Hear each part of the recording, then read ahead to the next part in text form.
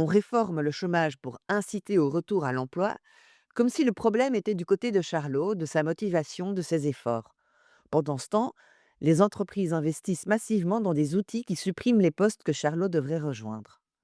On lui coupe le filet, on lui retire l'échelle et on l'accuse de ne pas monter assez vite.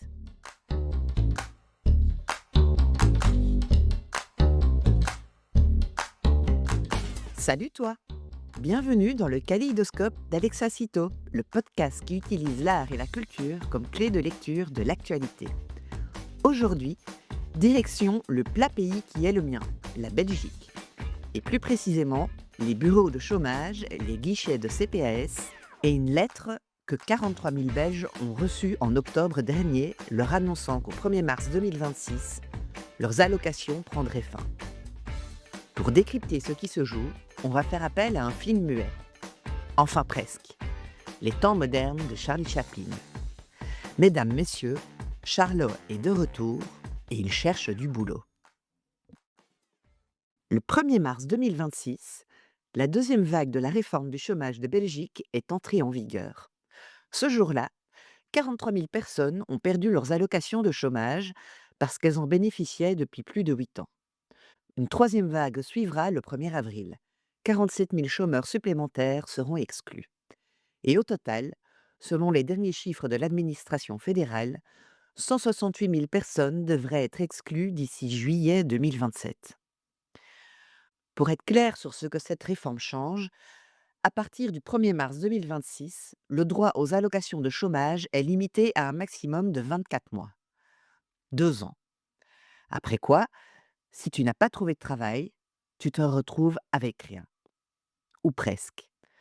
Parce qu'il reste une porte de sortie, le CPAS, le Centre public d'action sociale. L'ultime filet de sécurité.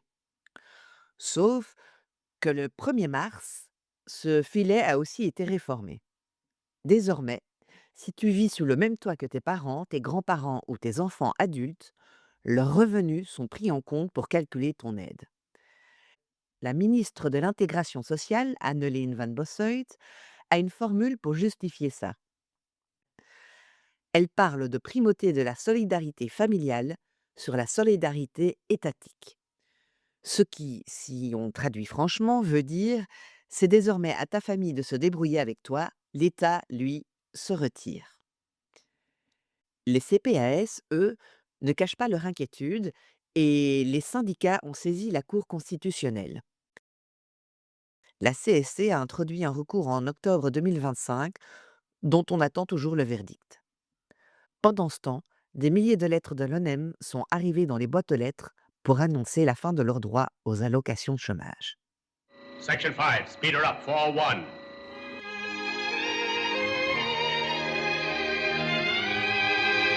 Attention foreman. Trouble on bench 5. Check on the nut tightness. Nut coming through loose on bench 5. Attention foreman. Hollywood, 1936. Section 5, more. Un petit homme en salopette, chaussures trop grandes et petite moustache tourne à grande vitesse sur une chaîne de montage.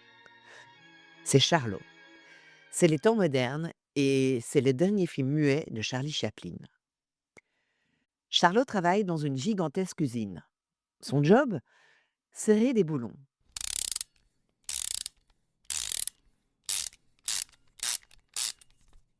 Toujours les mêmes, en boucle, le plus vite possible. Un contremaître surveille chaque pause sur un écran. Charlot craque. Il est littéralement avalé par les engrenages de la machine. Il finit aux urgences, puis à l'asile. Une fois sorti, il enchaîne. Chômeur, arrêté par erreur pour une manifestation, puis commis dans un grand magasin, veilleur de nuit, serveur de cabaret. Il cherche du boulot, il en trouve, il le perd, il recommence. Chaque fois qu'il croit s'en sortir, quelque chose le fait retomber. Ce qui est fascinant avec les temps modernes, c'est le moment où Chaplin l'a réalisé. En 1936, on est en pleine Grande Dépression. Aux États-Unis, plus de 25% de la population active est au chômage. En Europe, les économies s'effondrent. Des millions de personnes ont perdu leur emploi, leur logement, leur dignité. Et c'est précisément dans ce contexte que les démocraties occidentales, sous pression sociale et sous pression syndicale, commencent à construire les filets de sécurité sociaux. Tout cela ne se concrétisera réellement en Belgique qu'après la Seconde Guerre mondiale. Néanmoins, pour la première fois de l'histoire, ces systèmes disent: si tu tombes, tu ne tombes pas dans le vide. Chaplin, lui, filmait le monde avant ces filets. Charlot, en 1936, essaye désespérément de trouver du travail dans un monde qui n'a pas de place pour lui. Pas parce qu'il ne veut pas travailler, non. Il veut, il essaye, il s'acharne, mais parce que le marché du travail est trop étroit. Parce qu'il y a plus de charlots que de boulons à serrer. En 2026, la logique officielle de la réforme, c'est que limiter le chômage dans le temps va inciter les gens à chercher du travail plus activement. Si tu n'as que 2 ans, tu vas te bouger. Belle théorie. Sauf que, et la CSC le dit clairement dans son recours devant la Cour constitutionnelle, il n'y a pas assez d'emplois pour tout le monde. La promesse d'une offre d'emploi convenable pour chacun des exclus n'est pas tenue. Charlot n'est pas au chômage parce qu'il est paresseux. Il est au chômage parce que la machine l'a rejeté. Et en 2026, on lui dit: tu avais 2 ans pour te réinsérer, maintenant débrouille-toi. Sauf que la machine, en 2026, ne ressemble plus à celle de Chaplin. Elle n'a plus de rouage, plus de courroie, plus de bruit. Elle tourne en silence, dans des serveurs climatisés, et elle s'appelle intelligence artificielle. Les engrenages qui avalaient Charlot en 1936 automatisaient les gestes physiques. Visser, assembler, répéter. Les algorithmes d'aujourd'hui automatisent les gestes cognitifs. Rédiger, analyser, conseiller, trier des CV. Les machines ont changé de forme, mais la mise au rebut, elle, reste la même. Ce qui est troublant, c'est le décalage de tempo. On réforme le chômage pour inciter au retour à l'emploi, comme si le problème était du côté de Charlot, de sa motivation, de ses efforts. Pendant ce temps, les entreprises investissent massivement dans des outils qui suppriment les postes que Charlot devrait rejoindre.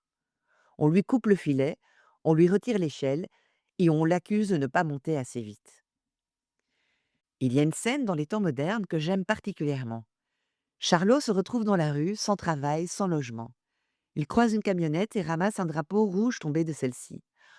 En agitant ce chiffon pour attirer l'attention du chauffeur, il se retrouve à la tête d'une manifestation ouvrière.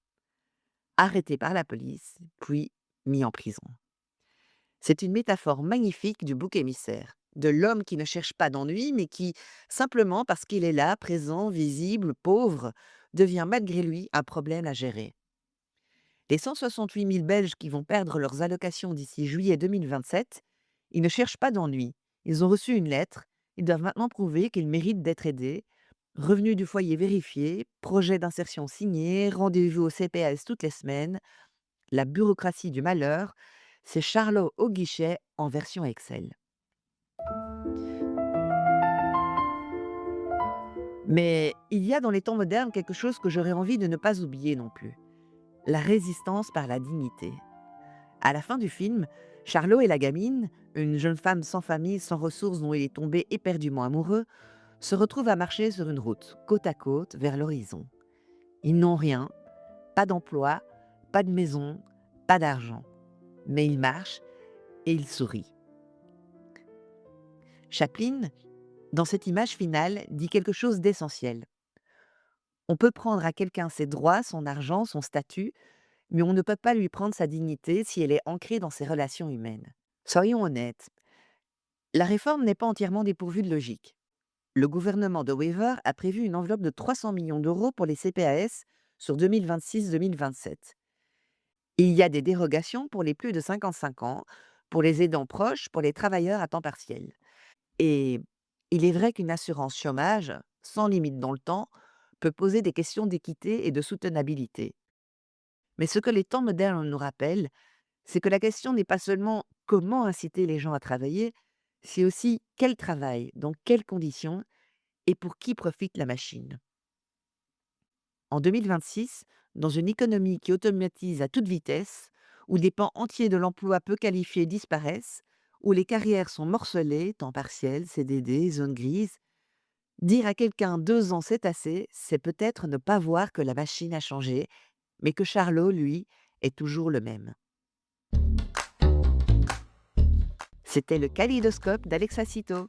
Si cet épisode t'a donné envie de voir ou revoir les temps modernes, partage cet épisode, laisse un commentaire et abonne-toi pour ne manquer aucun épisode. On se retrouve dans 2 semaines. Ciao!